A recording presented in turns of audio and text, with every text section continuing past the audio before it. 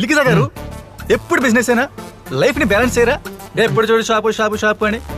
ఇంకేం లేదా లైఫ్ లో? మీరేదో చెప్పాలని వచ్చారు కదా, ఫస్ట్ అది చెప్పండి. లైఫ్ అంటే బ్యాలెన్స్ అండి. కొంచెం చెప్పండి మేడం కథ ఏంటంటే. మీ ఓడికి పాయింట్కి రమ్మను.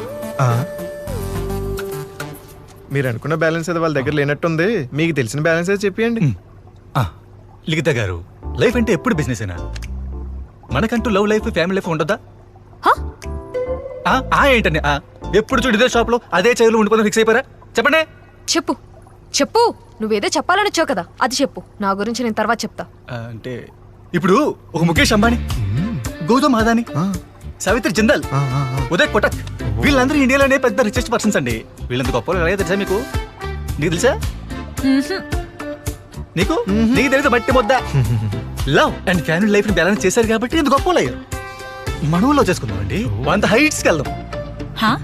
James Cameron, Christopher Nolan, Quentin Tarantino, SS Rajamouli, Spielberg, వాళ్ళకన్నా గొప్పోళ్ళు పెద్దోళ్ళు అయిపోండి సార్. నీ రే వాళ్ళు ప్రపంచంలోనే పెద్ద ఫిల్మ్ డైరెక్టర్స్. వాళ్ళని తవ్వాలంటే ఇంకో జన్మెత్తాలి. నీ అదే మరి పాయింట్కి రండి. హైట్స్ ఈట్స్ అంటే హీల్స్ ఇచ్చి కొట్టేసేలా ఉన్నారు. అంతే